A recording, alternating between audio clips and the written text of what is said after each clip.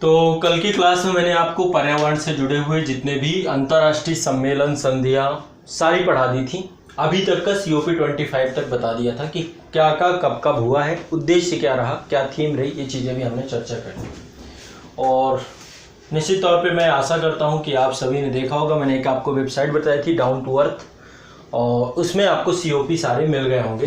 पहले COP से लेकर के अंतिम COP तक है। दरअसल आमतौर पे प्रीलिम्स में कुछ क्वेश्चन ऐसे पूछे जाते हैं जिसमें COP कहाँ पे आयोजित हुए थे, उनकी थीम क्या थी, प्रोजेक्ट क्या था, वो भी चीज़ें पूछी जाती हैं। क्या उसमें पर्यावरण को लेकर के आगे क्या रणनीति बनी, क्या कार्य हुए। तो मेंस में फिर थोड़ा सा डिस्क्रिप्शन उसका आता है, नहीं तो PT में तो बस यही चीज़ें पूछी जाती हैं। तो इसलिए आपको कौन सा COP कहाँ हुआ है ना, और कौन किस लिए महत्वपूर्ण है, इतनी जानकारी रखना बहुत अनिवार्य है। यदि इतनी जानकारी आप नहीं रखेंगे तो निश्चित तौर पे प्रीलिम्स में थोड़ा सा बहुत बेहतर नहीं कर पाएंगे। बस यही उद्देश्य था उसे पढ़ाने का। अब चलिए आगे बढ़ते हैं। आज मैं आप लोगों को पर्यावरण से जुड़े अंतर्राष्ट्रीय सम्मेलन संधियां तो ये लिखवाऊंगा शुरू से, जैसा कि मैंने आपको कहा था कि मुझे शुरुआत करनी है। तो सबसे पहले मैंने रामसर सम्मेलन लिखवाया था, रामसर संधि लिखवाया था, उसे यहाँ पे नहीं पढ़ाऊंगा। वो जब आर्द्र भूमि का टॉपिक आएगा तो आर्द्र भूमि में मैं आपको रामसर पढ़ाऊंगा। यहाँ पे मैं यूनाइटेड नेशन से जुड़े हुए जितने भी सम्मेलन और संधियां हैं उनको जाकर के मैं पढ़ाऊंगा। तो सबसे पहला आपका इस लिस्ट में है मेरे पास स्टॉकहोम, है ना, स्टॉकहोम सम्मेलन। तो पहली हेडिंग आपको डाल लेना है स्टॉकहोम सम्मेलन, स्टॉकहोम सम्मेलन। पहली हेडिंग डाल लीजिए स्टॉकहोम सम्मेलन। कब से कब तक हुआ था?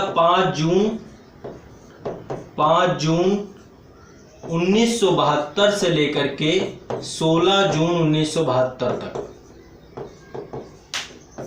इंदिरा गांधी की सरकार थी इस समय भारत पे, है ना।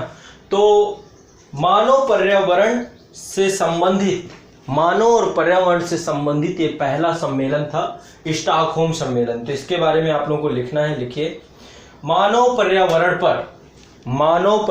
पर संयुक्त राष्ट्र द्वारा ही ये किया गया था। मानव पर्यावरण पर संयुक्त राष्ट्र का पहला सम्मेलन।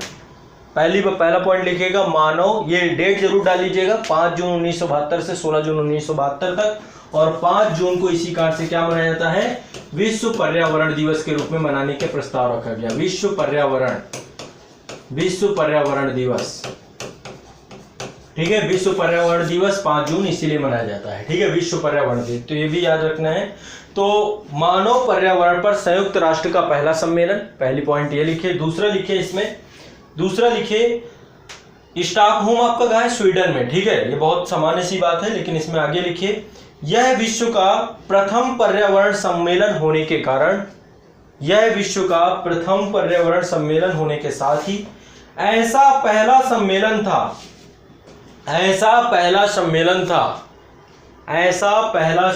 था जिसने वैश्विक समुदाय का ध्यान मानव पर्यावरण संबंधों पर केंद्रित किया। मानव पर्यावरण संबंधों पर केंद्रित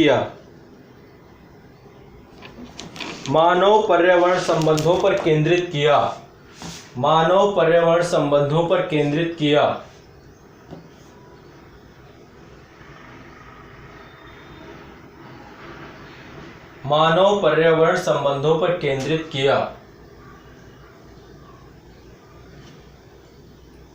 एवं आगामी अंतर्राष्ट्रीय अभियानों की नींव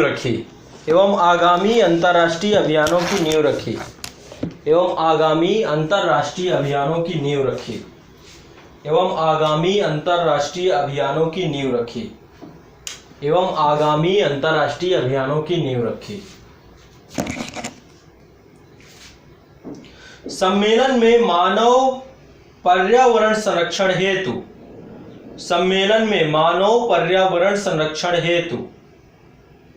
सम्मेलन में मानव पर्यावरण संरक्षण हेतु तत्कालिक अंतर्राष्ट्रीय सहयोग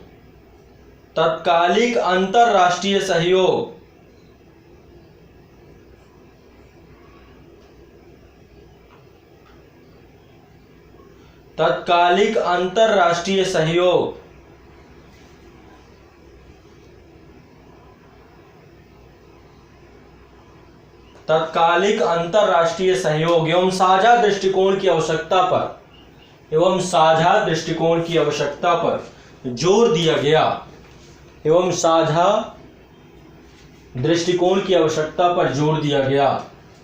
तत्कालिक अंतरराष्ट्रीय सहयोग एवं साझा दृष्टिकोण। देखो पर्यावरण क्या है ना, एक साझा संपत्ति है। हम सब पर्यावरण से जुड़े हुए हैं, पूरा विश्व समुदाय पर्यावरण से जुड़ा हुआ है। यदि भारत में पर्यावरण में किसी भी प्रकार की क्षति होती है तो उससे पूरा विश्व समुदाय प्रभावित होगा। और किसी एक व्यक्ति ने पर्यावरण को प्रदूषित नहीं किया या फिर कोई एक जगह से पर्यावरण प्रदूषण हो रहा है तो पूरे विश्व में हर जगह जाकर के हर जगह को प्रभावित करेगा। तो ऐसी स्थिति में जरूरी कि सब मिलकर के सामने आए और सब लोग जाकर के एक साथ साझा प्रयास करें।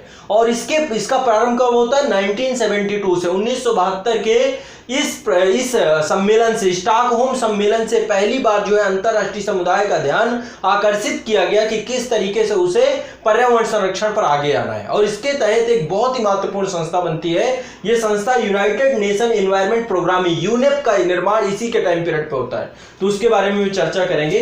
पहले आप लोग लिख लीजिए, इसको लिखिए, संरक्षण हेतु अंतरराष्ट्रीय सहयोग एवं साझा दृष्टिकोण की आवश्यकता पर जोर दिया गया। इस सम्मेलन की सफलता के बाद संयुक्त राष्ट्र के तत्वाधान में ही 1972 में संयुक्त राष्ट्र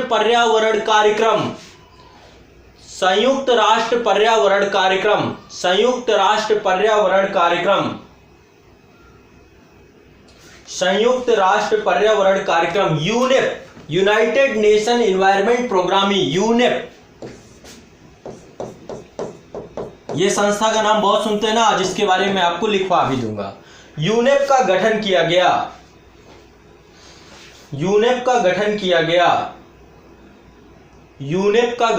गया, United Nation Environment Programme, UNEP का गठन किया गया, जिसका उद्देश्य संयुक्त राष्ट्र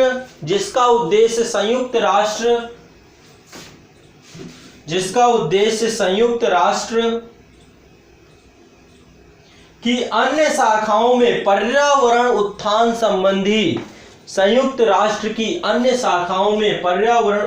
संबंधी कार्यों को उनके कार्यक्रमों में सम्मिलित करवाना था। पर्यावरण उत्थान संबंधी कार्यों को उनके कार्यक्रमों में सम्मिलित करवाना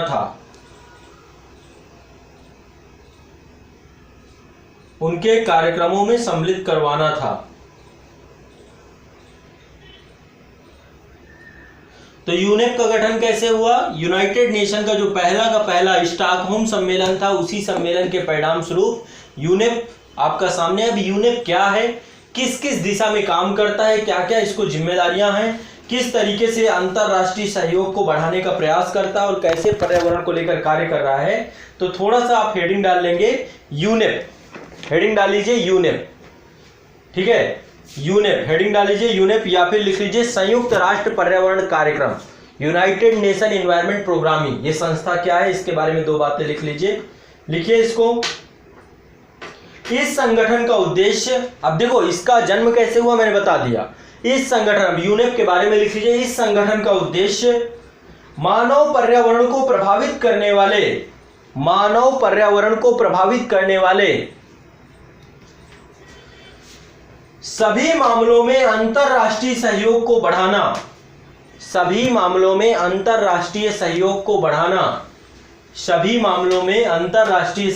बढ़ाना तथा पर्यावरण संबंधी जानकारी का संग्रहण तथा पर्यावरण संबंधी जानकारी का संग्रहण, मूल्यांकन एवं पारस्परिक आदान प्रदान करना है, एवं पारस्परिक आदान प्रदान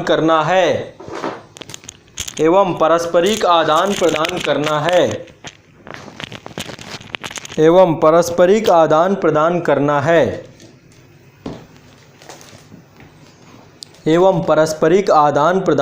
है।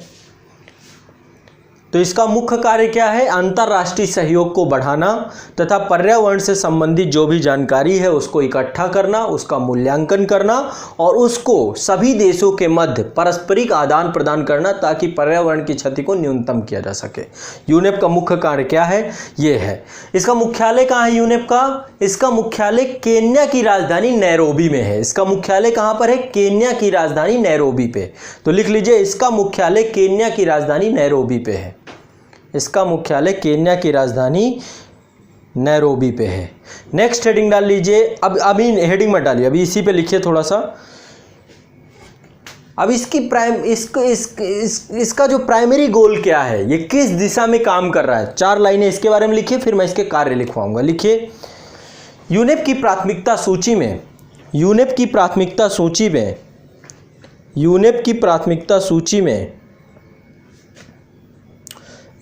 प्राथमिकता सूची में जलवायु परिवर्तन, यूनेप की प्राथमिकता सूची में जलवायु परिवर्तन, स्वच्छ जल संसाधन, मरुस्थलीकरण को रोकना, निर्वनीकरण को रोकना,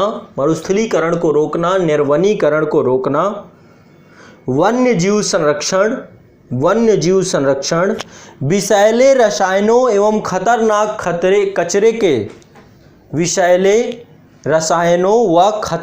कचरे का सुरक्षित निपटान, विषैले रसायनों व खतरनाक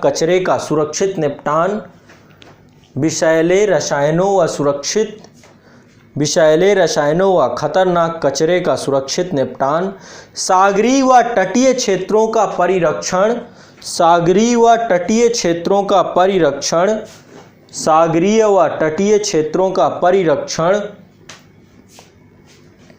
मानव स्वास्थ्य पर पर्यावरण क्षरण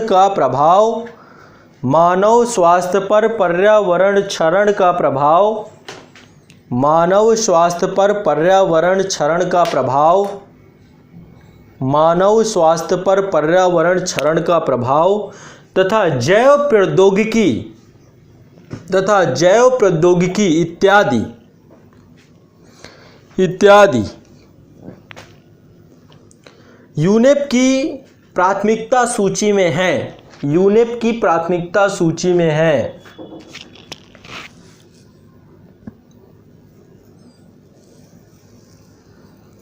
इसके द्वारा एक रिपोर्ट आती है हर साल। लिखिए, इसको भी लिख लीजिए। यूनेप के द्वारा एक रिपोर्ट प्रकाशित की जाती है। यूनेप के द्वारा स्टेट ऑफ द इन्वायरमेंट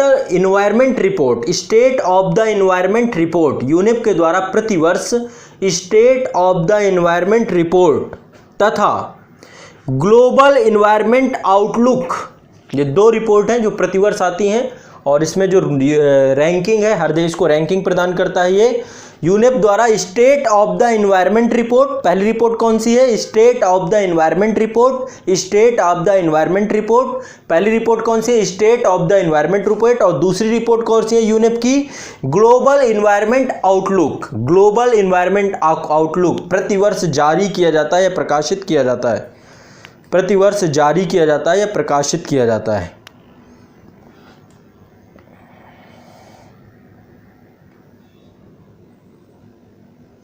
अब इसके अलावा यूनेप देखो और भी बहुत सारे काम करता है। यूनेप चाहता है कि पर्यावरण से जुड़ी हुई शिक्षा, है ना, पर्यावरण प्रबंधन से जुड़ी हुई शिक्षा सब तक पहुंचे। अब ये कैसे पहुंचेगी, इसको लेकर के यूनेप के द्वारा हर वर्ष काम किया जाता है। तो इसके लिए यूनेप क्या करता है? लिखिए इसको भी, अगली पॉइंट पे ये लिख लीजिए। लिखिए, प्राकृतिक संसाधनों के कुप्रबंधन से निपटने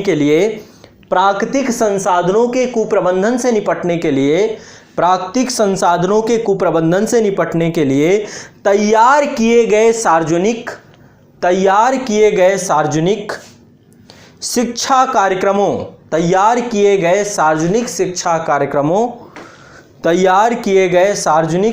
कार्यक्रमों के प्रति संवेदी विकास योजनाओं को बढ़ावा देने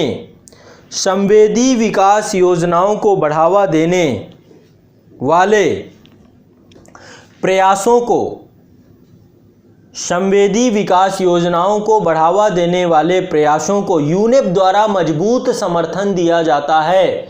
यूनेप द्वारा मजबूत समर्थन दिया जाता है। यूनेप द्वारा मजबूत समर्थन दिया जाता है। तो जो भी कोई ऐसा कार्य करता है, चाहे वो सरकार हो, कोई राष्ट्र हो या कोई एनजीओ हो, यूनेप उसको जो है सहयोग करता है। ठीक है, अब यूनेप के कार्य, हेडिंग डाल लीजिए, यूनेप के कार्य क्या है, ये क्या क्या काम करता है, इसके काम। ये तो मैंने प्राथमिकता सूची बता दी कि क्या प्राथमिकता सूची है, हर साल रिपोर्ट का प्रकाशन करता है, ये तो बात हो गई। अब लिखते हैं इसके क्रम से 5-6 काम है जो बहुत ही महत्वपूर्ण है, इन कामों को भी लिख लीजिए। यूनेप के कार्य, यूनेप मतलब समझ गए ना, एक संस्था बनाई गई। कब बनाई गई? जब स्टॉकहोम सम्मेलन हुआ, और ये संस्था बहुत ही प्रासंगिक है अभी भी, है ना। यूनाइटेड नेशन एनवायरनमेंट प्रोग्राम, ये संस्था जो 1972 पे बनी, आज भी प्रासंगिक है और विभिन्न पर्यावरण संबंधी समस्याओं के समाधान में महत्वपूर्ण काम कर रही है। ऐसी कई संस्थाओं का निर्माण होगा, जैसे कि UNFCCC, है ना, United nation framework on climate change, एक संस्था ये बनी। फिर COP, कोप क्या है, ऐसी जितनी भी संस्थाएं यूनाइटेड नेशन की महत्वपूर्ण है। वैसे तो आगे चल के मैं बहुत बार वो WWF ये संस्था है, ठीक है। तो ये जितनी संस्थाएं मैं सारी आपको लिखवाऊंगा, लेकिन पहले जो जो आती जा रही मेन संस्थाएं अभी यहीं पर जान लेते हैं।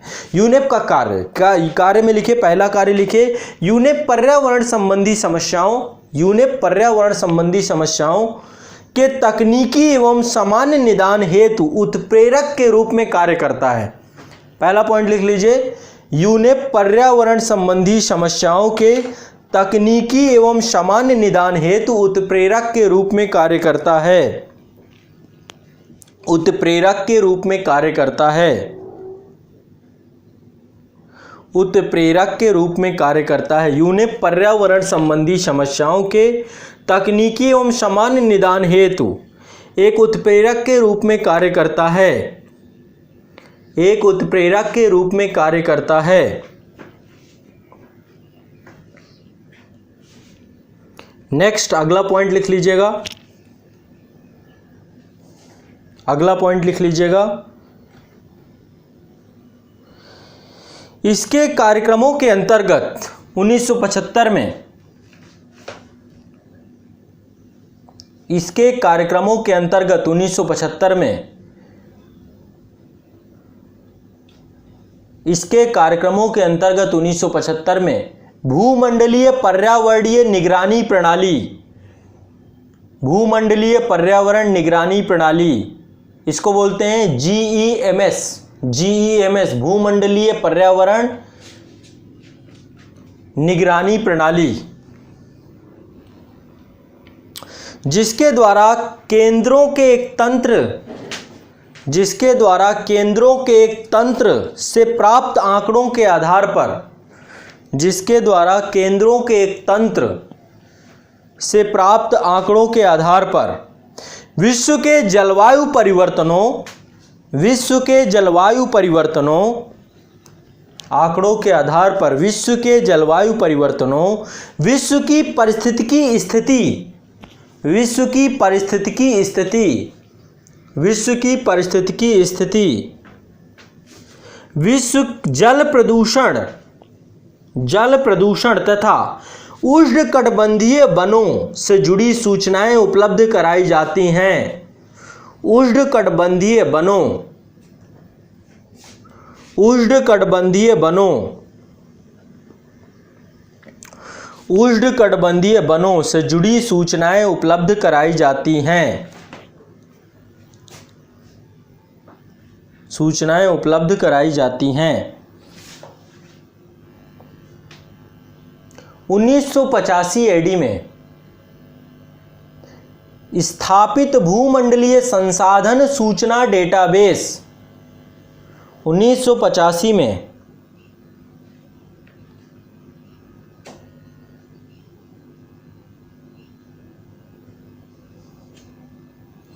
1985 में स्थापित भूमंडलीय संसाधन सूचना डेटाबेस,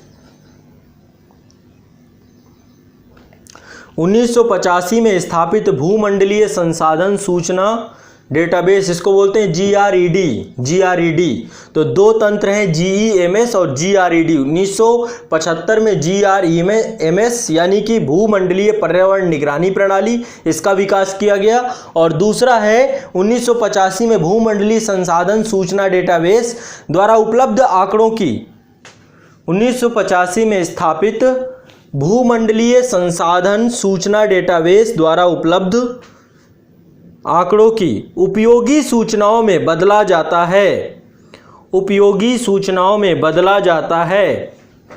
उपयोगी सूचनाओं में बदला जाता है। इन्फोटेरा पर्यावरणीय सूचनाओं में, इन्फोटेरा पर्यावरणीय सूचनाओं में विशेषज्ञता हेतु, इन्फोटेरा पर्यावरणीय सूचनाओं एवं विशेषज्ञता हेतु एक कंप्यूटरीकृत संदर्भात्मक सेवा है। एक कंप्यूटरीकृत संदर्भात्मक सेवा है।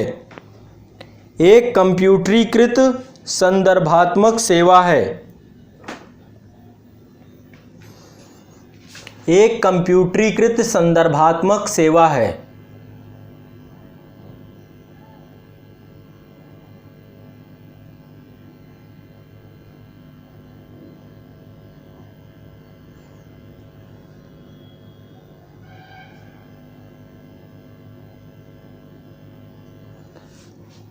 अब देखिए दो संस्थाएं और बनाई गई हैं जो यूनेप के अंतर्गत ही हैं और यूनेप की सहायता करती हैं। ठीक है, एक तो बनाई गई संयुक्त राष्ट्र केंद्र, ये जिनेवा कन्वेंशन हुआ था उसके तहत बनाया गया है संयुक्त राष्ट्र केंद्र, ये भी पर्यावरण के लिए काम करता है।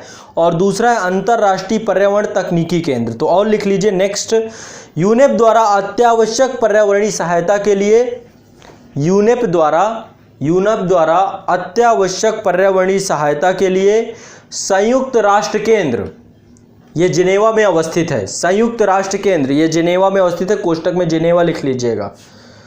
यूनेप द्वारा अत्यावश्यक पर्यावरणीय सहायता के लिए संयुक्त राष्ट्र केंद्र ये जिनेवा में अवस्थित है, तथा अंतर्राष्ट्रीय पर्यावरणीय तकनीकी केंद्र, अंतर्राष्ट्रीय पर्यावरणीय तकनीकी केंद्र ये ओसाका में अवस्थित है।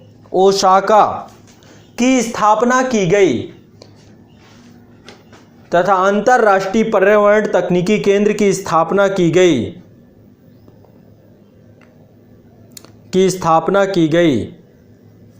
इसके अतिरिक्त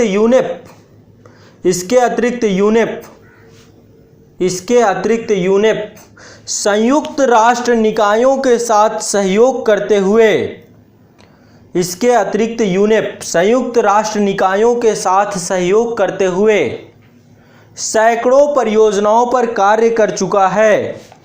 सैकड़ों परियोजनाओं पर कार्य कर चुका है। सैकड़ों परियोजनाओं पर कार्य कर चुका है। एक दो कार्य और लिखवा देता हूं आपको। एक कार्य और लिखिए यूनेप का, सरकार, समाज और निजी क्षेत्र के मध्य जागरूकता पैदा करना।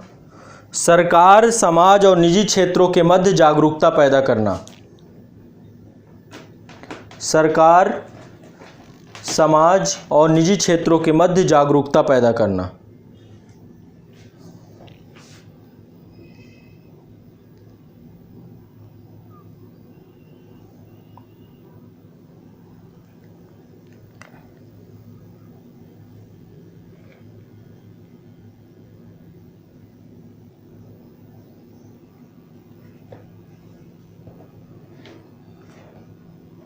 अगला लिख लीजिए इसका, पर्यावरण अधिकारियों की मदद करना।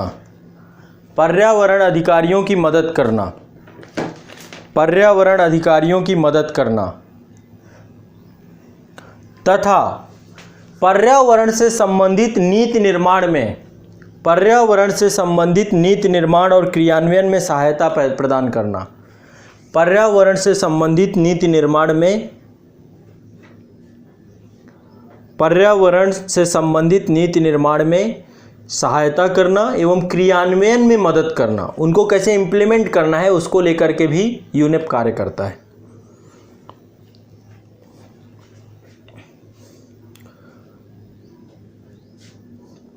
अंतिम लिख लीजिए, अंतिम पॉइंट इसका जो कार्य है,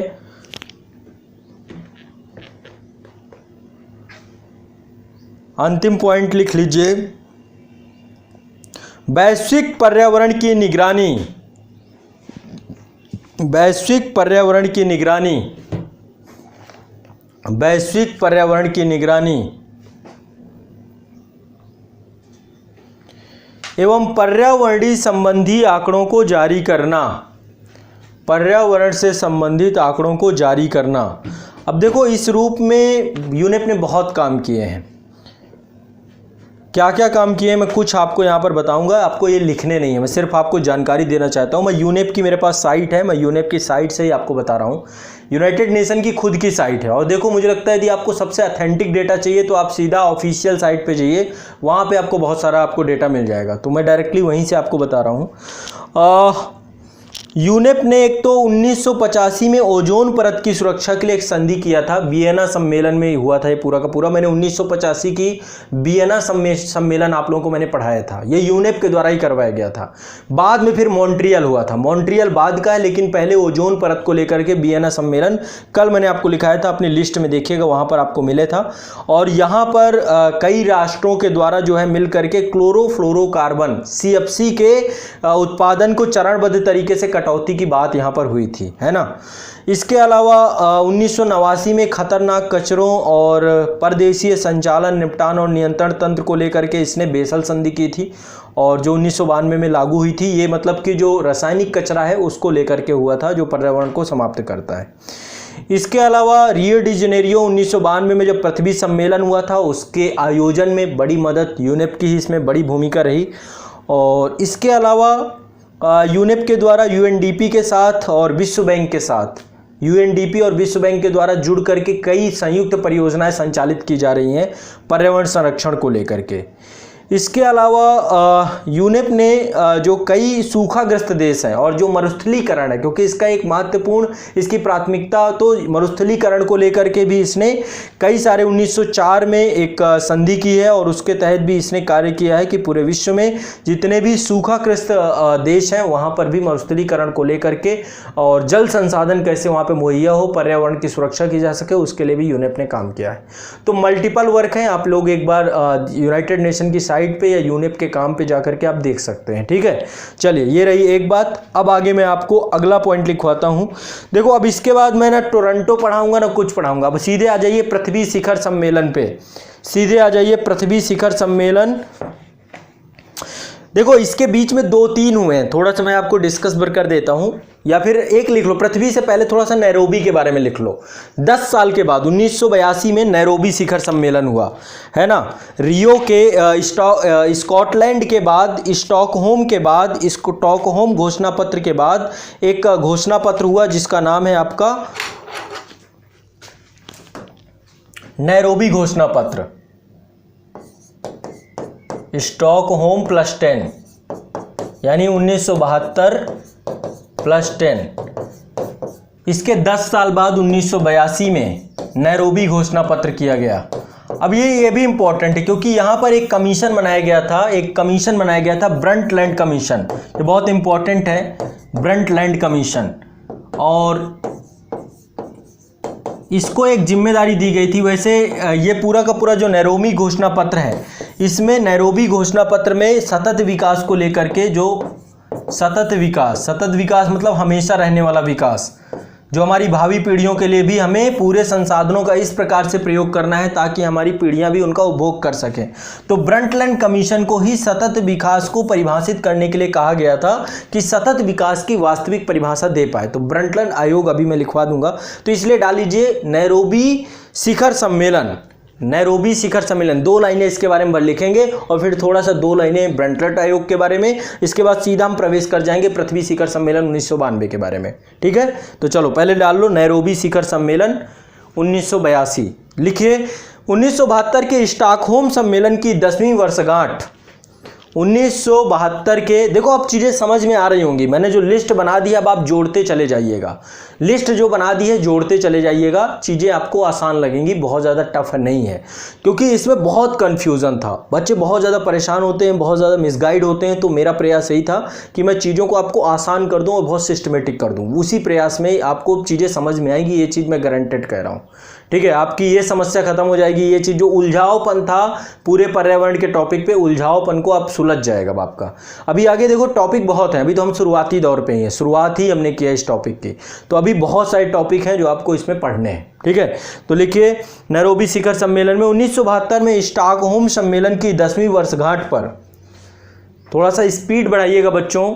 ठीक है, टॉपिक ज़्यादा है, आपकी स्पीड में मुझे पता है कि अब धीरे धीरे इंप्रूवमेंट हो रहा होगा, लेकिन इतनी जल्दी इंप्रूवमेंट नहीं हो पाएगा, लेकिन फिर भी प्रयास यही करना है, थोड़ा स्पीड पे लिखना है, तेज़ी से लिखिए।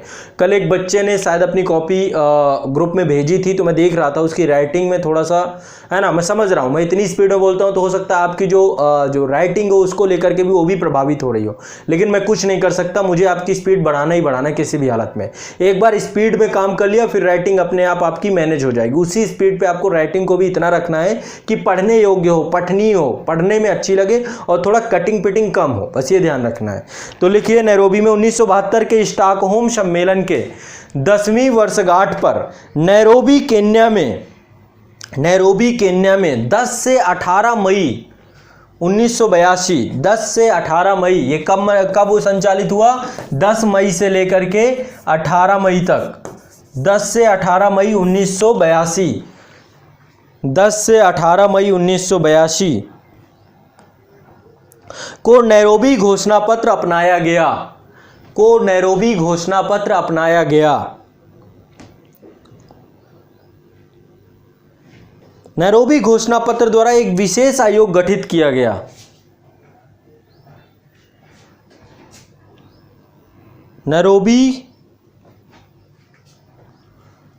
नैरोबी घोषणा पत्र द्वारा एक विशेष आयोग गठित किया गया। ठीक है, यही आगे जाके ब्रंटलैंड आयोग जो है, ब्रंटलैंड कमीशन जो है वही होगा जो रिपोर्ट देगा सतत विकास पे, है ना। विश्व पर्यावरण विकास आयोग की रिपोर्ट ब्रंटलैंड रिपोर्ट के नाम से जानी जाती है। आगे लिखिए, इसने 1987 में इस आयोग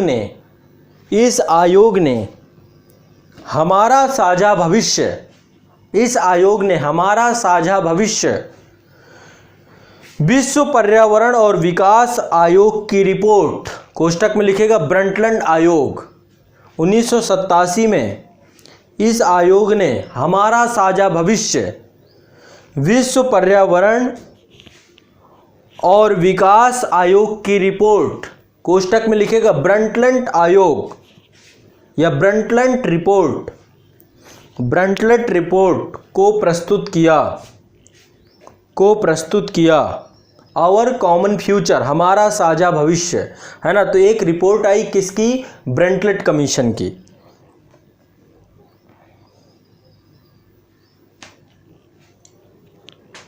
ठीक है, अब थोड़ा सा ब्रंटलैंड कमीशन के बारे में चर्चा कर लेते हैं। लिखिए,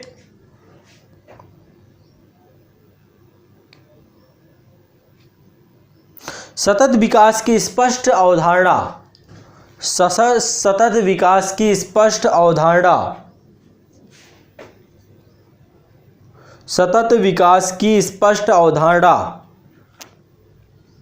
को 1987 में, सतत विकास की स्पष्ट अवधारणा, अब क्या है सतत विकास, अभी मैं ब्रंटलैंड आयोग के द्वारा जो बताया गया वो भी आपको लिखवा दूंगा। सतत विकास की स्पष्ट अवधारणा को 1987 में संयुक्त राष्ट्र का पर्यावरण और विकास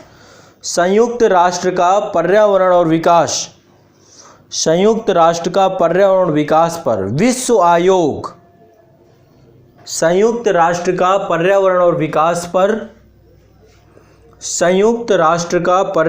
विकास पर विश्व आयोग, कोष्टक में ब्रंटलैंड आयोग, विश्व आयोग ब्रंटलैंड आयोग की रिपोर्ट में किया गया। ब्रंटलैंड आयोग की रिपोर्ट में किया गया। ब्रंटलेट आयोग के अनुसार, ब्रंटलेट आयोग के अनुसार, ब्रंटलेट आयोग के अनुसार सतत विकास वह विकास है। आसान भाषा में आप सब जानते हैं, भावी पीढ़ियों के लिए भी हम ऐसा प्रकृति का दोहन इतना करें, प्रकृति का दोहन इतना करें कि हमारी वाली पीढ़ियां, आने वाली पीढ़ियां भी प्रकृति से लाभान्वित हो सकें। ऐसा ना हो कि उनके समय तक पूरा पेट्रोलियम खत्म हो जाए, उनके समय तक प्रकृति में जीने युक्त जीवन रह ही ना जाए, है ना। एक एडवर्टीजमेंट आता था जिसमें दिखाया जाता था कि आने वाले समय में ऑक्सीजन बहुत ज़्यादा दूषित हो गई है ना, स्थिति बहुत बुरी हो गई है। और उसमें यह भी दिखाया जाता था कि हम जो है ऑक्सीजन के सिलेंडर लेकर के घूम रहे हैं, उसी से अपने आप को, तो आने वाला भविष्य ऐसा ना हो जाए कि आप पर्यावरण को इतना दूषित करके चला जाए कि आने वाली पीढ़ियों के लिए कुछ बचे ही ना।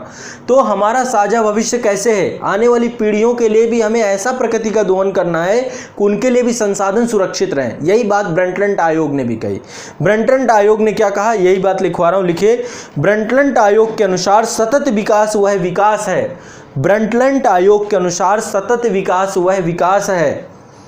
ब्रंटलेट आयोग के अनुसार सतत विकास वह विकास है जो भविष्य की पीढ़ियों को ध्यान में रखते हुए, जो भविष्य की पीढ़ियों को ध्यान में रखते हुए, जो भविष्य की पीढ़ियों को ध्यान में रखते हुए वर्तमान की जरूरतों को पूरा करता है। जो भविष्य की पीढ़ियों को ध्यान में रखते हुए वर्तमान की जरूरतों को पूरा करता है।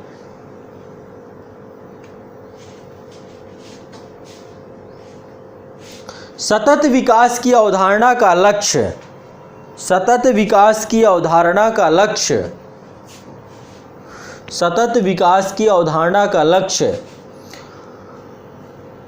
आर्थिक और सामाजिक विकास को प्रेरित करने वाली, आर्थिक और सामाजिक विकास को प्रेरित करने वाली ऐसी रणनीतियां कार्यक्रम हैं, ऐसी रणनीतियां और कार्यक्रम हैं, ऐसी रणनीतियां और कार्यक्रम हैं जो पर्यावरण को, जो पर्यावरण दोहन को, जो पर्यावरण दोहन को, दोहन का मतलब पर्यावरण का उपभोग, जो पर्यावरण दोहन को, प्रदूषण, जो पर्यावरण दोहन को प्रदूषण, जलवायु परिवर्तन, प्रदूषण, जलवायु परिवर्तन की संभावनाओं से कोसों दूर रखें।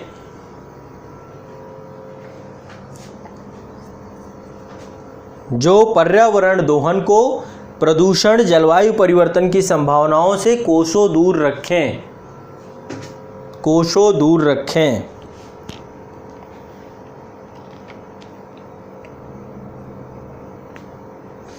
से कोसों दूर रखें। ठीक है, तो ये रही ब्रंटलेट आयोग की रिपोर्ट 1987 में प्रकाशित हुई, जिसका उद्देश्य था कि सतत विकास की अवधारणा को प्रस्तुत करना, और इसमें इसने सतत विकास के बारे में बताया कि हमें ऐसे पर्यावरण का दोहन करना है जो पर्यावरण को पैल्यूट ना करे और हमारे आने वाली भावी पीढ़ियों के लिए भी सुरक्षित रहे। तो यही है ब्रंटलेट आयोग की रिपोर्ट। पूछा जाता है आईएएस में, कई बार प्रीलिम्स में क्वेश्चन पूछा गया है कि ब्रंटलेट आयोग किससे संबंधित है, क्या है, आप एक बार देखिएगा। स्टेट पीएससी में भी ब्रंटलेट आयोग के बारे में पूछ लेता है, या फिर कहीं पर भी आप ऐसे लिख रहे हैं या कुछ भी लिख रहे हैं तो आप सतत विकास के बारे में, पर्यावरण से जुड़ा यदि कोई ऐसे लिख रहे हैं तो ब्रंटलेट आयोग के का नाम देते हुए ये परिभाषा को आप इंगित कर सकते हैं। आपको बहुत ही फैक्चुअल तरीके से जानकारी समझी जाएगी और आपके नंबर भी ठीक ठाक आपको रहेंगे यदि ये सारे कोटेशंस आप डालेंगे।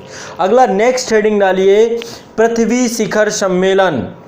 पृथ्वी शिखर सम्मेलन 1992, पृथ्वी शिखर सम्मेलन 1992, पृथ्वी शिखर सम्मेलन 1992। तो ये भी आपका सतत विकास या फिर टिकाऊ विकास से ये भी जुड़ा हुआ था, और ये एक तरीके से कह सकते हैं कि जो ब्रंटलेट आयोग की रिपोर्ट थी उसका तत्कालिक प्रभाव जो है इस सम्मेलन में देखने को मिलता है। और 1987 यानी 5 वर्ष बाद ही 1992 में एक अर्थ समिट होती है जो कि सबसे ज़्यादा महत्वपूर्ण है, जिसने पर्यावरण की दिशा में व्यापक कार्य किया। तो आपने देखा कि एक पूरा का पूरा क्रम चल रहा है। 1972 के 10 साल बाद 1982 में एक समिट हुई नैरोबी, 1972 + 10, 1982 + 10, 1982 1972 प्लस 20 यानी 1992। ठीक है, तो ये आपका है पृथ्वी सम्मेलन। पृथ्वी सम्मेलन, या आप इसको बोलेंगे शिखर सम्मेलन। ये एक शिखर सम्मेलन है जिसको बोलते हैं रियो घोषणा या रियो सम्मेलन। कई नामों से इसे जाना जाता है, रियो सम्मेलन, रियो घोषणा। तो इसमें बहुत आधारभूत चीज़ों का विकास हुआ और पर्यावरण के लिए सबसे महत्वपूर्ण योजना यही है। फिर इसके 10 साल बाद 1992 प्लस 10 2002 में जोहान्सबर्ग हुआ। फिर 2000 प्लस 20 यानी 2012 में फिर से रियो में। तो इनका भी जो है 10 साल और 20 साल वाला पूरा घोषणा पत्र प्रॉपर्ली, और इसके बाद लगातार फिर यहीं से COP होना चालू हो जाता है। 1992 के रियो से ही एक संस्था का जन्म होता है, United nation framework on climate change. ठीक है, UNFCCC, और इसी के एक सर्वोच्च निकाय के तौर पे COP बनता है, जिसका प्रतिवर्ष क्या होता है, सम्मेलन होता है। शिखर सम्मेलन किसके द्वारा कहते हैं, COP के द्वारा। ठीक है, तो अब चलिए अब पढ़ते हैं हम लोग पृथ्वी सम्मेलन। अब मुझे एक बार आप बताएं, चीज़ें समझ में आ रही है ना? ऐसा तो नहीं है ना कि बहुत चीज़ें कोई बहुत मिक्स तो नहीं हो रहा ना मामला? चीज़ें तो बहुत क्लियर है ना, स्पष्ट हो रही है ना चीज़ें कि कैसे कैसे विकास और डेवलपमेंट हुआ पर्यावरण संरक्षण को लेकर के। देखो, पर्यावरण संरक्षण को लेकर के जो आज वर्तमान में आप देखते हो, इसका ऐतिहासिक पृष्ठभूमि आपको समझना बहुत जरूरी है। नहीं तो आप इसे नहीं समझ पाएंगे तो आपको कोई फायदा नहीं हो पाएगा। तो एक बार मुझे क्लियर कर दें कि आपको मेरा पढ़ाया हुआ समझ में आ रहा है या नहीं आ रहा। चीज़ें जो मैं समझाने का प्रयास कर रहा हूं, मैं स्पष्ट करने का प्रयास कर रहा हूं, स्पष्ट हो रही हैं कि नहीं हो रही हैं, ये बहुत जरूरी है। नहीं तो कोई फायदा नहीं होगा मेरे सेशंस लेने का, है ना। ये सबसे इंपॉर्टेंट है, आप लोगों के फीडबैक पे ही चीज़ें क्लियर होंगी। समझ में आ रही हैं चीज़ें, है ना? चीज़ें समझ में आ रही हैं, बहुत ज़्यादा कोई ऐसा नहीं कि बहुत ज़्यादा परेशान होने की। जो आप आज देखते रहते हो ना, ये COP वो COP, ये सब ये कैसे जन्म लिया, क्या हुआ, कैसे हुआ, ये चीज़ें मुझे क्लियर करना बहुत ज़रूरी है, बहुत अनिवार्य है।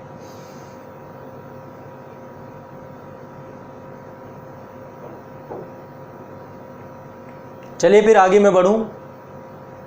ठीक है, चलिए। तो नेक्स्ट है आपका पृथ्वी शिखर सम्मेलन। अब इसके बारे में पढ़ते हैं। ये थोड़ा सा इम्पोर्टेंट है और इसी का ही डेवलपमेंट है आगे, क्योंकि पूरा सम्मेलन, तो इसमें बहुत सारी चीज़ों का जन्म हुआ। सम्मेलन बहुत सारी संस्थाओं का, बहुत सारी, तो 1992 में ये सम्मेलन हुआ और विश्व के यूनाइटेड नेशन के तत्वाधान पे ही हुआ और विश्व के प्रमुख सभी देशों के द्वारा इस पे उपस्थिति दर्ज कराई गई। तो इस सम्मेलन में जो प्रमुख दस्तावेज जो है जारी हुए, पहले उनको आप लिख लीजिए कौन कौन सी चीज़ें इस सम्मेलन में निकल के आई।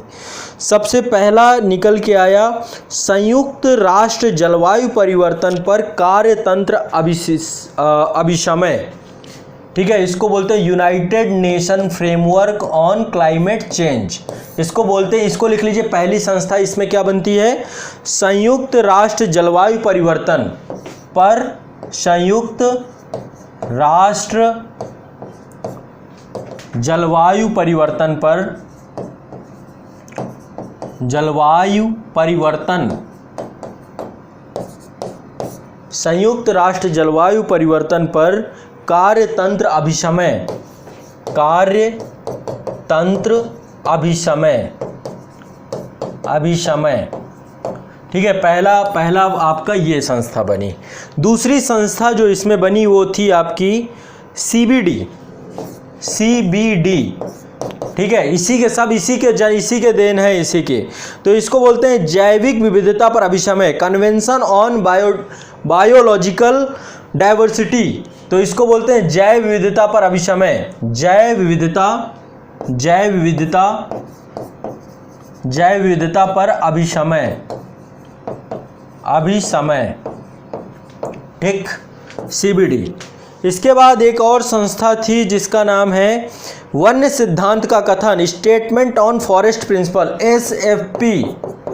इसका भी जन्म हुआ। इसको बोलते हैं वन्य सिद्धांत का कथन, वन्य सिद्धांत का कथन। तो इसको ये भी बोलते हैं हम the statement on forest principle, the statement on forest principle. इसके बाद जो है एक और संस्था का जन्म होता है जिसका नाम है रियो घोषणा। एक और संस्था का जन्म होता है जिसको बोलते हैं हम रियो घोषणा। रियो घोषणा, तो रियो घोषणा तो मतलब उसी के अंतर्गत ही सारा कुछ आ जाएगा। एक और संस्था है जो इसमें बनती है, एजेंडा 21, एजेंडा 21, ठीक है। ये क्या है, 21वीं सदी को लेकर के कुछ कार्यक्रम बताए गए कि क्या क्या हमें करना है, कैसे सतत विकास को बना के रखना है। और एक और संस्था है आपकी, इसको बोलते हैं यूएनसीसीडी, यूएनसीसीडी एक संस्था ये है, इसको बोलते हैं संयुक्त राष्ट्र द्वारा मरुस्थलीकरण को रोकने हेतु अभिसमय, संयुक्त राष्ट्र द्वारा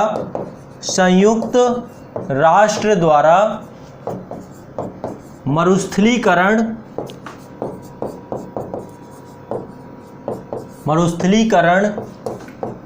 को रोकने हेतु अभिसमय,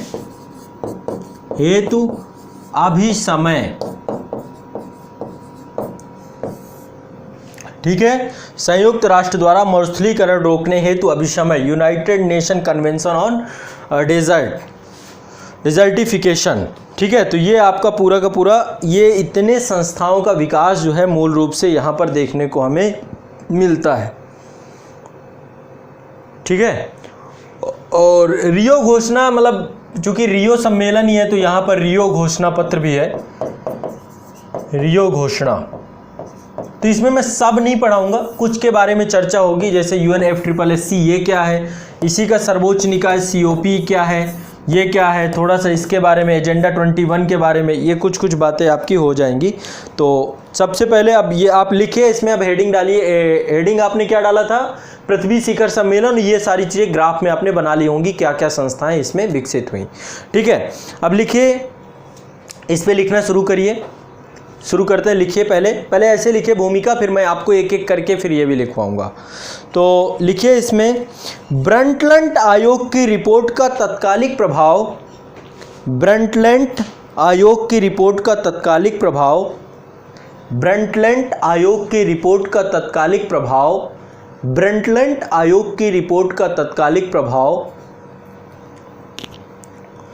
पर्यावरण एवं विकास पर, पर्यावरण एवं विकास पर, पर्यावरण एवं विकास पर संयुक्त राष्ट्र सम्मेलन के रूप में, संयुक्त राष्ट्र सम्मेलन के रूप में देखने को मिला जब 1992 में, देखने को मिला जब 1992 में, देखने को मिला जब 1992 में,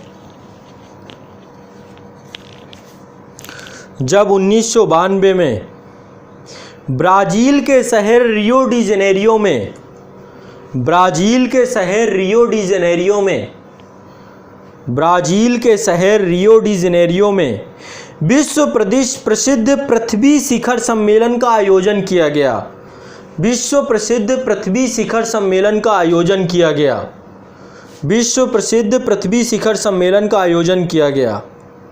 इसमें घोषणा की गई कि, इसमें घोषणा की गई कि, इसमें घोषणा की गई कि आज सभी को विकास का अधिकार मिलना चाहिए, आज सभी को विकास का अधिकार मिलना चाहिए, आज सभी को विकास का अधिकार मिलना चाहिए।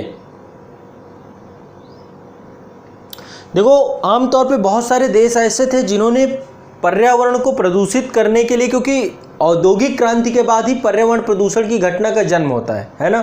मैंने आप लोगों को पहली क्लास में बताया था कि जो घरेलू उत्पादन प्रणाली वो कारखाना उत्पादन प्रणाली और मशीनीकरण के साथ जुड़ गई थी, और जिसके कारण से बड़े स्तर पर पर्यावरण पर रासायनिक प्रदूषकों से लेकर के एक इतने बड़े स्तर का प्रदूषण स्तर हुआ, जिसके कारण से विभिन्न समस्याओं का जन्म हुआ, ठीक है। तो कहीं ना कहीं से बहुत सारे देश ये थे जो कि इस रेस में आगे थे, पहले औपनिवेशिक और साम्राज्यवादी शक्ति थे, तो उन्होंने अपने देश में डेवलपमेंट बड़े स्तर पे कर लिया था।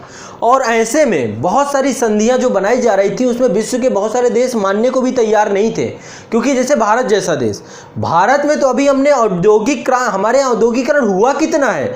यदि अभी हम इन सभी संधियों को मान करके बैठ जाएं, जहां पर कार्बन डाइऑक्साइड और 6 से 7 गैसों, अभी क्योटो प्रोटोकॉल आपको पढ़ाऊंगा जिसमें इतनी गैसों के उत्पादन को लेकर के प्रतिबंध लगा दिया गया है, तो ऐसी स्थिति में तो हम तो कभी विकास कर ही नहीं पाएंगे। हम तो यही पर, चाइना इसीलिए नहीं मानता है, चाइना अपने यहाँ पे विभिन्न संधियों को नहीं मानता है, और वो जबकि विश्व के बहुत सारे पॉल्यूशंस में उसका सबसे अग्रणी योगदान इस समय है वर्तमान में। लेकिन करे क्या है? क्या आप अपने देश के औद्योगिकरण को रोक देंगे? लेकिन हमें दोनों चीजों पे सामंजस्य बना के बैठना है।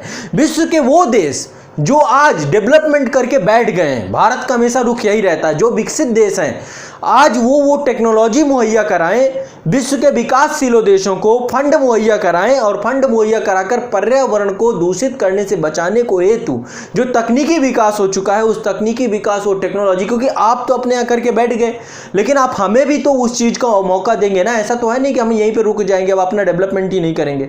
तो इसलिए विश्व के बहुत सारे देश इसको लेकर तैयार भी नहीं होते, विभिन्न कन्वेंशन और विभिन्न संधियों में पीछे हटते रहते हैं, है ना। यहाँ तक कि अमेरिका पेरिस जलवायु समझौते से पीछे हट गया, है ना, क्योंकि उसमें भी कुछ ऐसे क्लॉज थे, उसको लग रहा था मेरा डेवलपमेंट, मेरा कार्य पूरा सब बाधित हो जाएगा, गतिरोध हो जाएगा। तो उन चीज़ों पे अभी हम डिस्कस करेंगे, आगे आपको यही चीज़ें बताऊंगा। तो रियो डी जेनेरियो का जो 1992 का पृथ्वी शिखर सम्मेलन था, इसमें पहली बार स्वीकार किया गया कि सभी देशों को विकास करने का समान अवसर मिलना चाहिए, सभी देशों को डेवलपमेंट करने का अवसर प्राप्त होना चाहिए। ऐसा नहीं होना चाहिए कि डेवलपमेंट जो देश कर चुके हैं केवल उन्हीं के पास अवसर रहे, और जिन देशों ने डेवलपमेंट नहीं किया है उनको कोई अवसर प्राप्त ना हो, ऐसा नहीं होना चाहिए, है ना। तो ये इस विषय को लेकर के भी एक बहुत महत्वपूर्ण विषय वस्तु है, जिसको लेकर के बात लगातार की जा रही है। आगे इस पे चर्चा करते हैं। नेक्स्ट अगला यहाँ पे अगली बात लिखिए।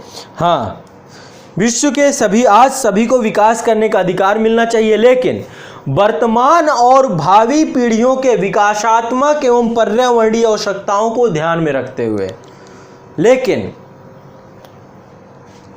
वर्तमान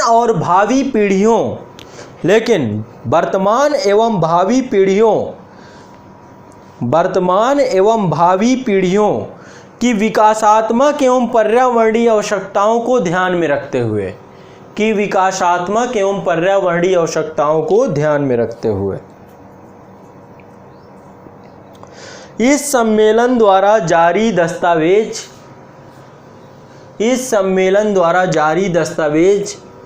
रियो घोषणा पत्र एजेंडा 21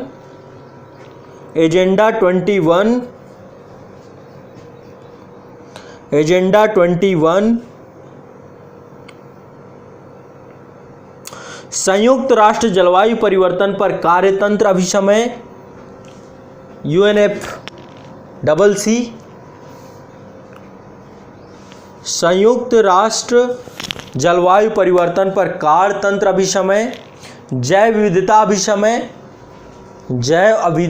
अभिसमय मतलब मसौदा यानी कि कन्वेंशन, जैव विविधता पर अभिसमय, वन्य सिद्धांत का कथन,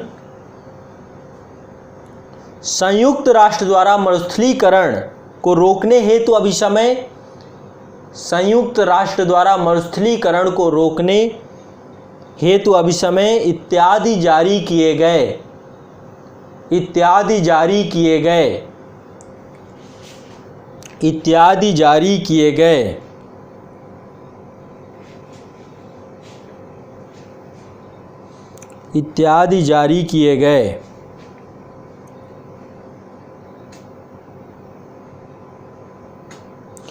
तो ये सम्मेलन मनाया गया ब्राज़ील, ब्राज़ील की राजधानी है रियो डी जेनेरियो, ठीक है। यहाँ पर ये सम्मेलन मनाया गया 1992 में, इसलिए इसको रियो सम्मेलन कहते हैं। और एक तरीके से देखा जाए तो पूरा का पूरा थीम इसका सतत विकास पे था, है ना। डेवलपमेंट तो करना है, लेकिन ऐसा करना है जो वर्तमान और भावी पीढ़ियों की आवश्यकताओं को ध्यान में रखते हुए हो। तो इसके ध्यान में रखते हुए इसने बहुत सारे कार्य किया, और इसने कहा कि विश्व के जितने भी देश हैं सभी अपने देश के जो पृथ्वी के वायुमंडल को स्वस्थ रखेंगे, अखंडता को सुरक्षित रखेंगे, और पुनः विश्वव्यापी साझेदारी की भावना को ध्यान में रखते हुए रखेंगे। तो सबसे पहले आप थोड़ा सा 2-2 पॉइंट सबके बारे में लिख लीजिए। सबसे पहले आप हेडिंग डालिए ये मैं आपको पढ़ा देता। सबसे पहले आप लोग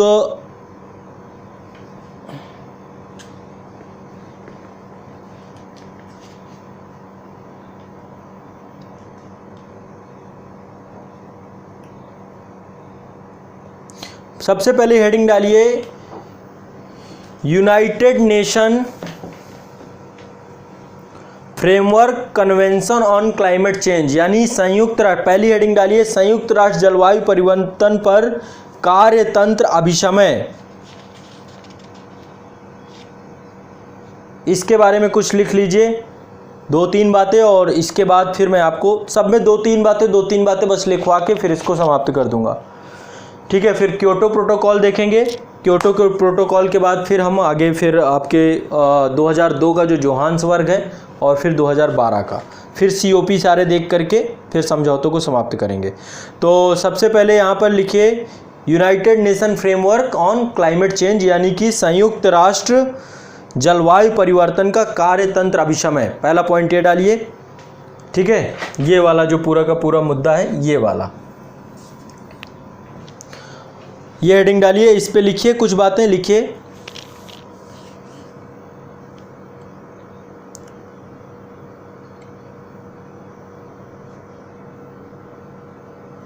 तो आपको तो ये तो पता ही चल गया कब बना था ये, 1992 में जो पर्यावरण को लेकर के समझौता हुआ था और उसी में इसका जन्म होता है। ये चीज़ मैं नहीं लिखवाऊंगा, लेकिन ये जो है ये समझौता, देखो ये तो 1992 में निकल के आया, ठीक है, लेकिन ये लागू कब से हुआ, सभी देशों ने हस्ताक्षर कब किए इस पे, 197 देशों द्वारा इसको मान्यता प्राप्त है इस संस्था को, और 197 देशों द्वारा इस समझौते पर हस्ताक्षर किया गया और 21 मार्च 1994 को ये संस्था जो है ये लागू हो गया कन्वेंशन।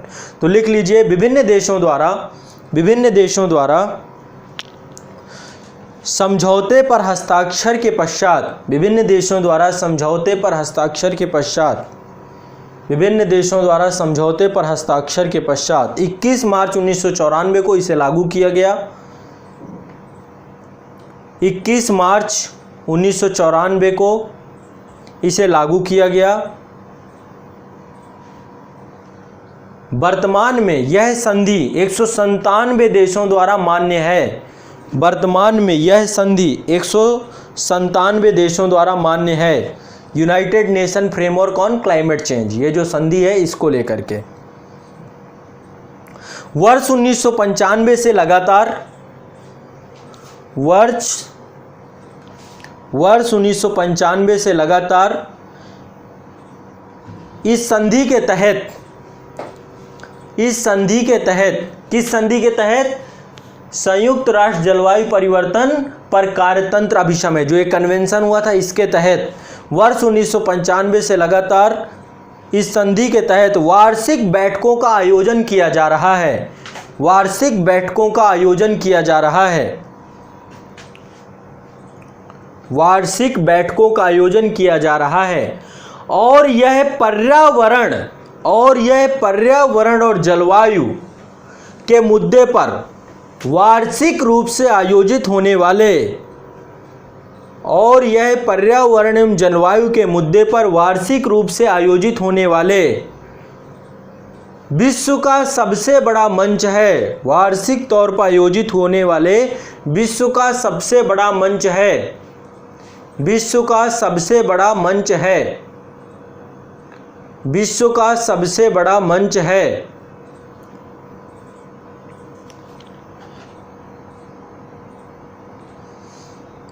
विश्व का सबसे बड़ा मंच है। UNFCCC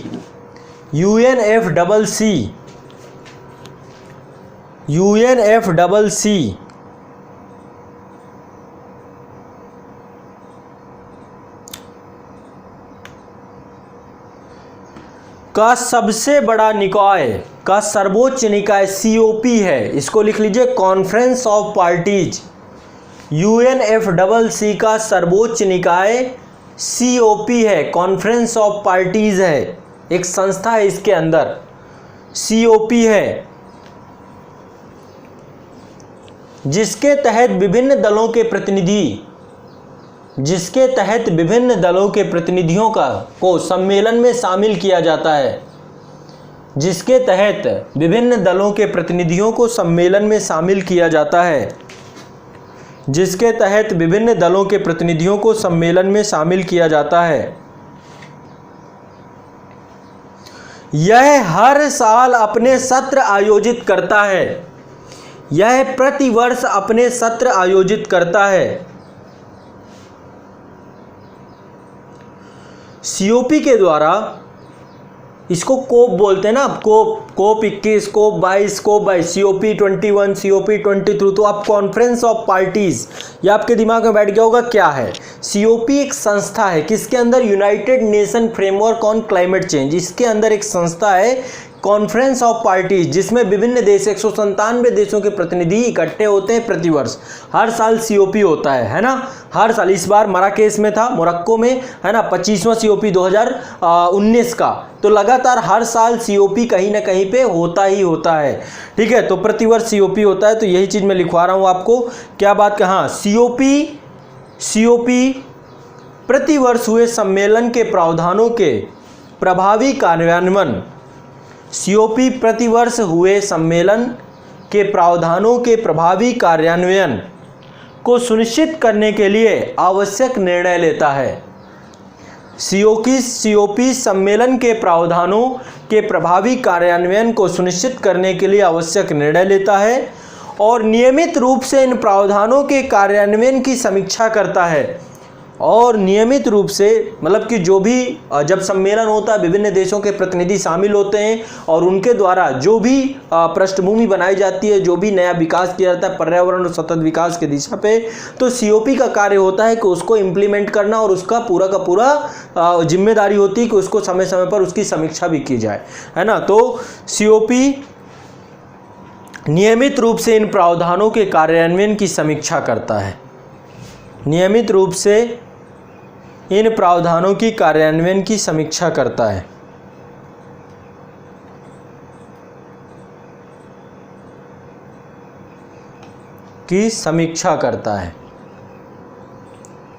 ठीक है, तो कॉन्फ्रेंस ऑफ पार्टी आपको समझ में आ गया होगा क्या है। ठीक है, इसके तहत ही 1997 में कोप 3 COP 3, इसके तहत ही 1997 में COP 3 में बहुचर्चित क्योटो प्रोटोकॉल या क्योटो समझौता, इसके तहत ही 1997 में कोप 3 या COP 3 के तहत क्योटो प्रोटोकॉल हुआ, जो विकसित देशों द्वारा ग्रीन हाउस गैसों को नियंत्रित करने के लिए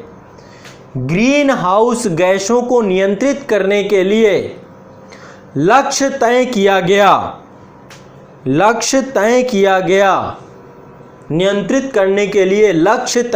गया। क्योटो प्रोटोकॉल के तहत 40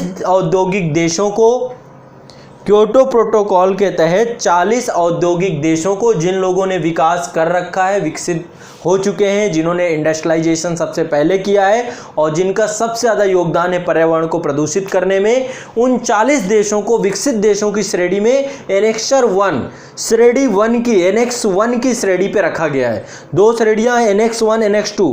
पहली श्रेणी है विकसित देश, जिसमें 40 देश हैं लगभग, है ना। क्योटो प्रोटोकॉल के तहत 40 औद्योगिक देशों को अलग सूची एनेक्स 1 में रखा गया है।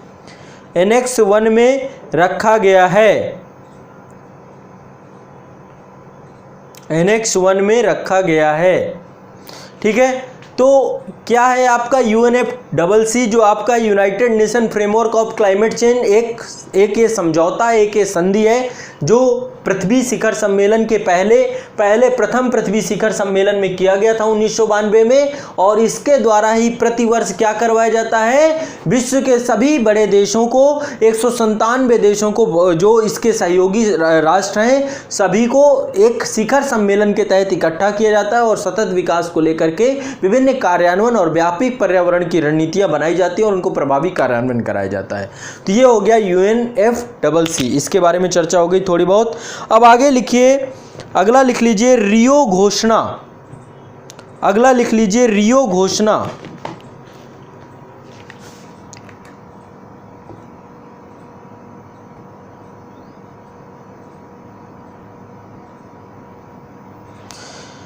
थोड़ा सा एक दो बातें और UNFCCC में लिख लें तो बहुत अच्छा होगा। इसका सचिवालय जर्मनी में है। UNFCCC का सचिवालय जर्मनी में है। कहाँ पे? जर्मनी में, वान शहर। वान समिट अभी हुई थी ना, COP हुआ था ना आपका, COP 23 है शायद, वान में हुआ था। तो इसका सचिवालय कहाँ पे है? जर्मनी, वान में है। UNFCCC का कहीं पे साइड पे लिख लीजिएगा, पूछ लेता है। और देखा जाए तो यह संधि कानूनी तौर पे अनिवार्य नहीं है और इसके तहत ही आपका क्योटो प्रोटोकॉल हुआ था। तो वो आगे चल के अभी पढ़ेंगे, क्योटो प्रोटोकॉल अभी आगे पढ़ेंगे कैसे पूरा क्योटो प्रोटोकॉल हुआ था। ठीक है, अब अगला है आपका रियो घोषणा। रियो घोषणा लिखिए, रियो घोषणा के बारे में। इस घोषणा में 27 सिद्धांत है। इस घोषणा में 27 सिद्धांत है। पृथ्वी शिखर सम्मेलन के तहत ही रियो घोषणा हुई, उसके कितने? 27 सिद्धांत हैं। इन सिद्धांतों में प्राकृतिक संसाधनों, इन सिद्धांतों में प्राकृतिक संसाधनों, इन सिद्धांतों में प्राकृतिक संसाधनों, प्राकृतिक संसाधनों एवं राष्ट्रीय संप्रभुता तथा राज्यों की, राष्ट्रीय संप्रभुता एवं राज्यों के बीच आपसी सहयोग पर बल प्रदान किया गया। आपसी सहयोग पर बल प्रदान किया गया। आपसी सहयोग पर बल प्रदान किया गया। इस घोषणा में 27 सिद्धांत हैं। इन सिद्धांतों में प्राकृतिक संसाधनों पर राष्ट्रीय संप्रभुता तथा राज्यों के बीच आपसी सहयोग पर बल प्रदान किया गया। वैज्ञानिक तथा तकनीकी नवाचार,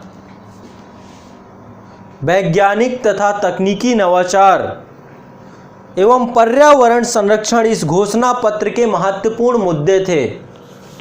वैज्ञानिक तथा तकनीकी नवाचार एवं पर्यावरण संरक्षण इस घोषणा पत्र के अन्य महत्वपूर्ण मुद्दे थे। नेक्स्ट लिखिए एजेंडा 24। एजेंडा 24, माफ करिएगा एजेंडा 21, माफ करिएगा एजेंडा 21, एजेंडा 21, एजेंडा 21, इसके बारे में लिखिए। एजेंडा 21 वैश्विक, राष्ट्रीय एवं स्थानीय। एजेंडा 21 सबसे पहले 21वीं सदी को दिखाता है। ठीक है, 21वीं सदी को दिखाता है ये। एजेंडा 21 वैश्विक, राष्ट्रीय तथा स्थानीय।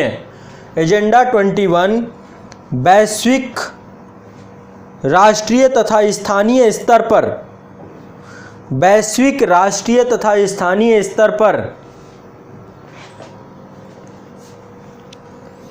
किसी भी संयुक्त राष्ट्र संस्थान, किसी भी संयुक्त राष्ट्र संस्थान वैश्विक, राष्ट्रीय और स्थानीय स्तर पर किसी भी संयुक्त राष्ट्र संस्थान सरकारी या गैर सरकारी संगठन द्वारा, सरकारी या गैर सरकारी संगठन द्वारा, सरकारी या गैर सरकारी संगठन द्वारा, सरकारी या गैर सरकारी संगठन द्वारा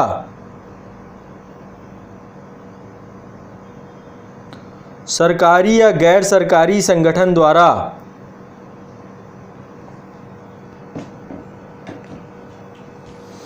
सरकारी या गैर सरकारी संगठन द्वारा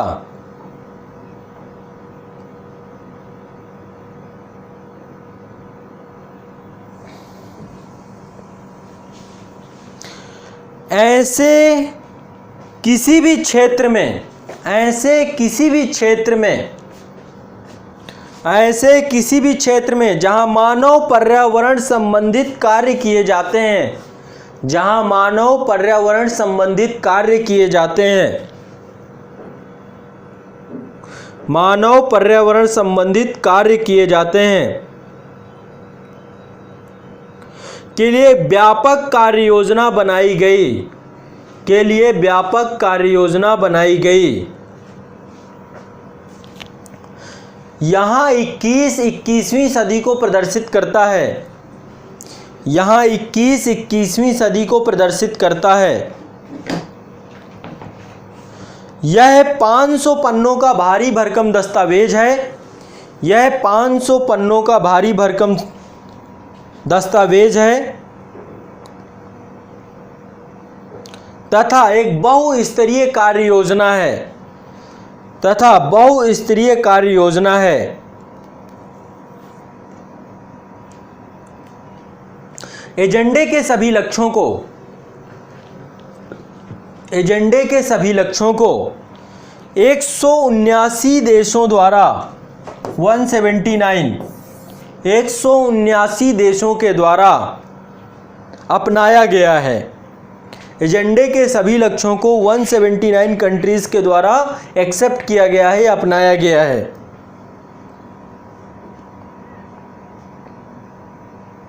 जिसके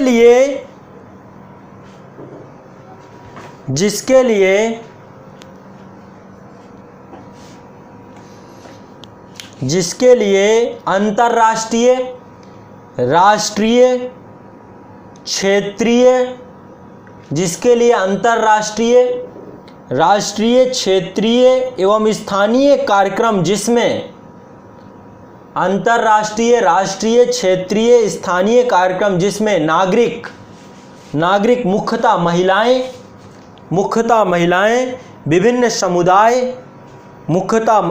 विभिन्न समुदाय और गैर सरकारी संगठनों की मुख्य भूमिका है, और गैर सरकारी संगठनों की मुख्य भूमिका है, और गैर सरकारी संगठनों की मुख्य भूमिका है,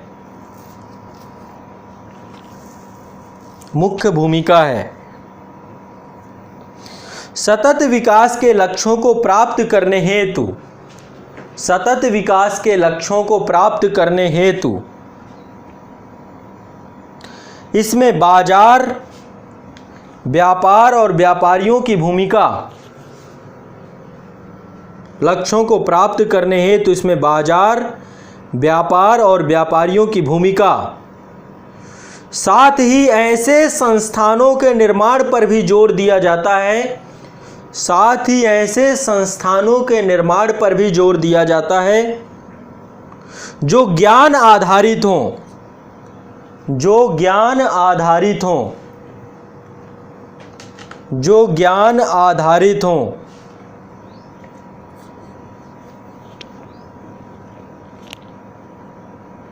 जो ज्ञान आधारित हों। एजेंडा 21 के लक्ष्यों के कार्यान्वयन के निगरानी के लिए, एजेंडा 21 के लक्ष्यों के कार्यान्वयन की निगरानी के लिए सतत विकास आयोग, कमीशन फॉर सस्टेनेबल डेवलपमेंट, सतत विकास आयोग, इसको बोलते हैं CSD,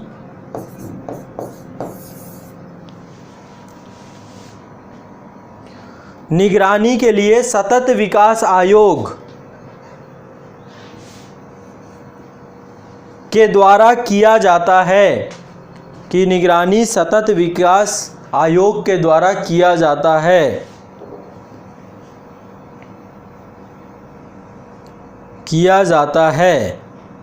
ठीक है, तो एजेंडा 24 सबसे पहले कुछ नहीं है, एक मसौदा है जो बनाया गया 21वीं सदी के लिए।